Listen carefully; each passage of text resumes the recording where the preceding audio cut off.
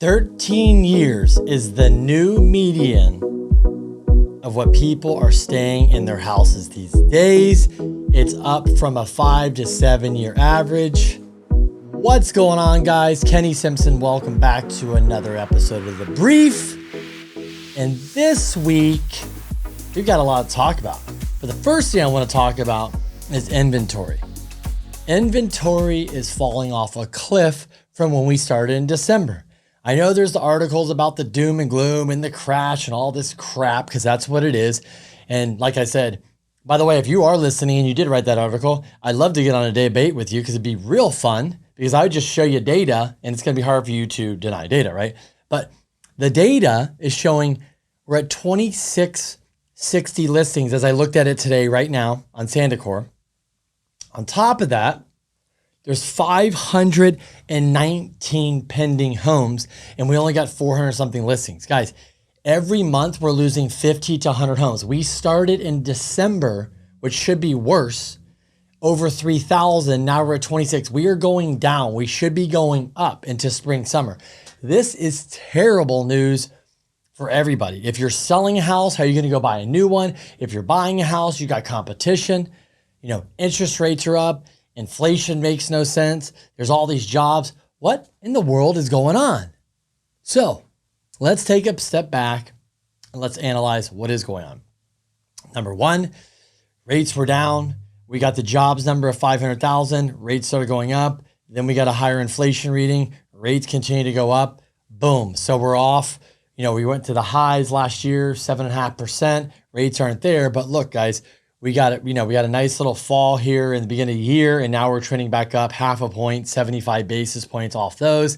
So rates are up, inflation's up, job openings are up, jobs are up. Is this all true? Is it transitory? Is it really going to stay there? The jobs and inflation, we don't know, but it doesn't seem right. We got a 500,000 plus jobs report. Inflation's off, but remember that inflation's looked over 12 months. So we're pulling in those high numbers from 2022 and averaging them to today. So, and also the consumer, you guys are spending. You're spending, you got jobs. I don't know. I thought there'd be a little bit more slowdown with consumers. I thought people would be cutting back. If you go to places, if you hear anybody who went to Vegas, you talk to Uber drivers, anybody there, it is out of control. It's one of the busiest times ever. So anyways, what does this all have to do with real estate? Well, it's affecting our rates, and it's affecting how much cost it's going to, what your monthly payment's going to be, right? So when you add all this stuff up, it's kind of not making sense. We're supposed to have more inventory, but we don't. And, as I looked into inventory and looked at all this stuff, yes, why? We didn't build enough. People, the average rate, Fannie Mae just came out this last week. The average rate across FHA, I think all the FHA, VA, Fannie, Freddie, all that, the average rate, remember, they do majority of the loans, is 3.8%. Why are you going to move? Who is motivated to move at 3.8%? I don't know. Either death, divorce, partner split up, you got to get the cash. Why are you selling? The people I know selling, that's the reason. I'm literally telling you. That's it. This doesn't make sense. The inventory is going down. So I know there's a doom and gloomers. We're going to have a housing crash. Let me tell you, doom and gloomers, if you want a housing crash, we need a ton more inventory. So let's talk about inventory in San Diego, because there's a big confusion.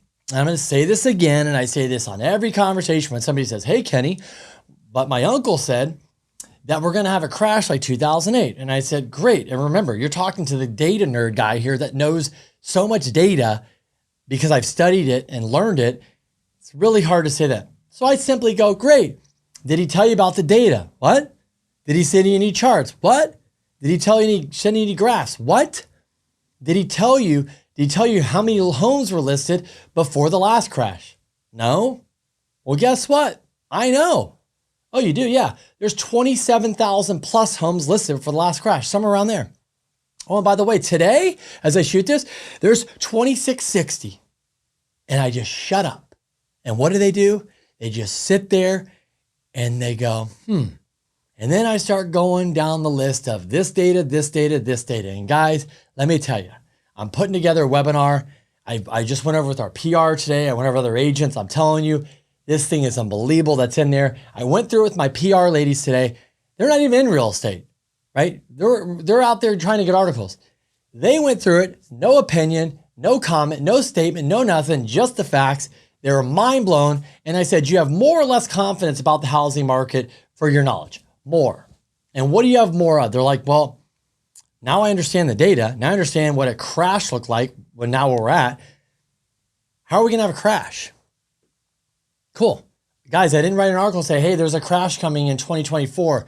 And at the bottom, it says, because we're going to hit by a nuclear warhead from Russia. That's not what I said, or a COVID 3.0.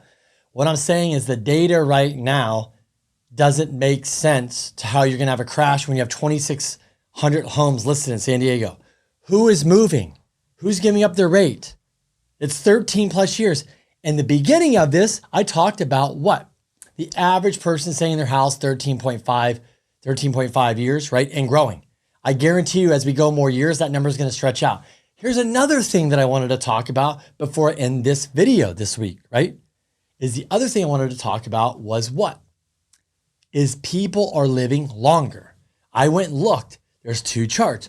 One is the average person is starting to live 10, 20 years longer. And guess what? In the next 3 to 5 years, not even with what we have that we can cure stuff, is the kind of testing you can get done if you have money. It can see what's going on in here. If you catch something, you're 80, 90% chance to beat it. So if the testing gets better and we can kill stuff faster, people are going to live longer. If people live longer on this chart that I gave, guess what happens? When you get past 50, especially 60, you're only moving once or twice a year. Those people are staying in their homes longer. They're living longer. That's inventory off the market along everything else. There's so many factors that just go into this inventory. It's not just one or two things. It's so many things we're not thinking about. And that's why this week I'm preaching about this. Yes, we can talk about rates, we can talk about products and Fannie and Freddie changing. And I'll have to get into that next week about the price level hits and all that. I'll go through that one because I know people were asking about, hey, there's new hits coming out and the pricing is going to get worse. And I did mention that before. But my point is guys, this, are you seeing this? Do you believe these articles? Do you believe the doom and gloom, or do you just believe in data?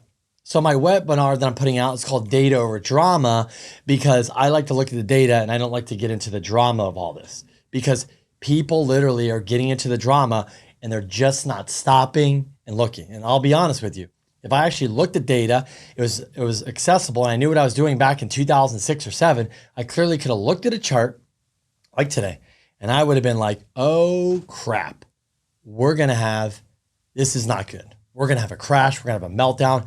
We're going for it. You could clearly see the difference. So I hope that, guys, helps you out. What else is going on out there? Lots of offers. Their buyers are out, even with the higher rates. They're still getting deals. The entry level homes, people are paying over price. There's 5, 10, 15, 20 plus offers. So yeah, the best time to buy was probably fourth quarter, where people got the best deals. It's becoming more of a seller's market now because there's no inventory. So stay tuned till next week. I appreciate you guys watching. I love the feedback.